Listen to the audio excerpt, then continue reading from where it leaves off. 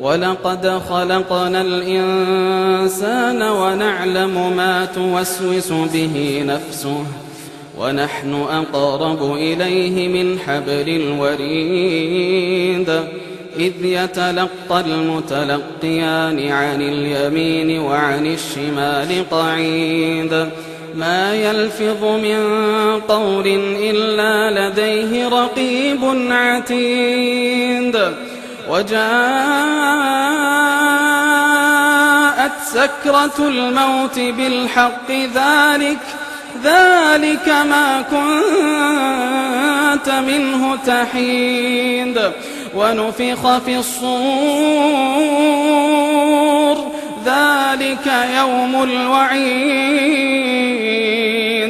وجاءت كل نفس معها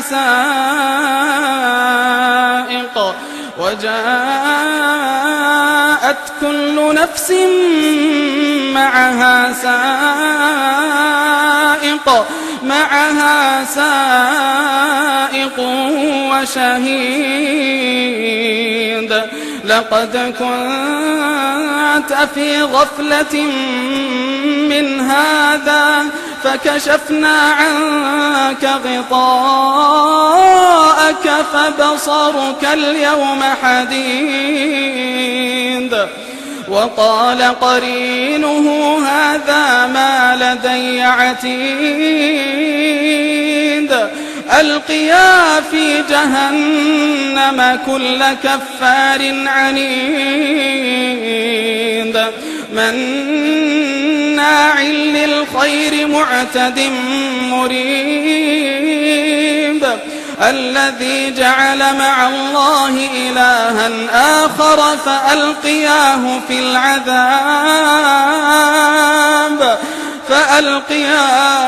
العذاب الشديد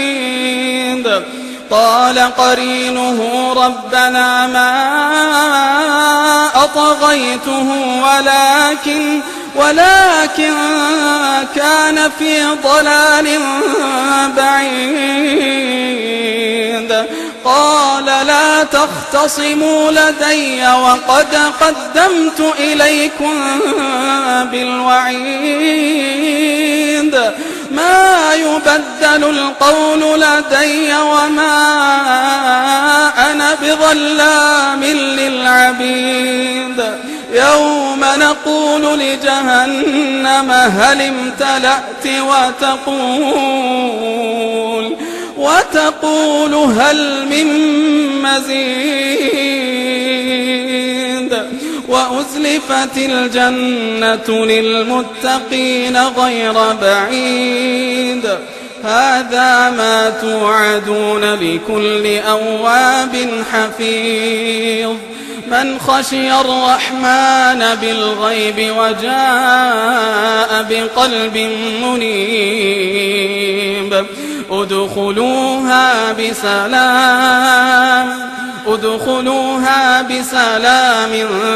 ذلك يوم الخلود لهم ما يشاءون فيها ولدينا مزيد وكم أهلكنا قبلهم من قرن هم أشد منهم بطشا فنقبوا في البلاد هل من محيص إن في ذلك لذكرى لمن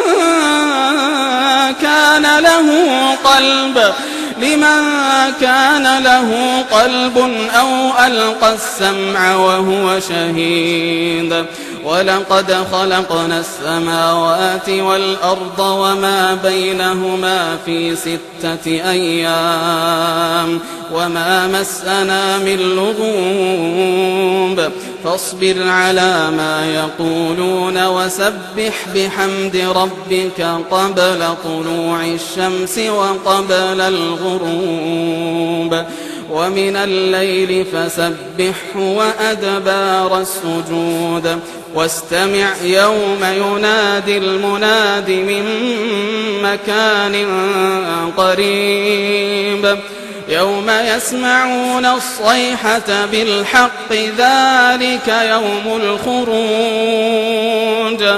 إنا نحن نحيي ونميت وإلينا المصير يوم تشقق الأرض عنهم سراعا ذلك حشر علينا يسير نحن أعلم بما يقولون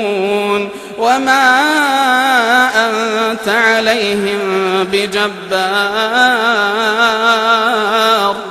فذكر بالقرآن من يخاف وعيد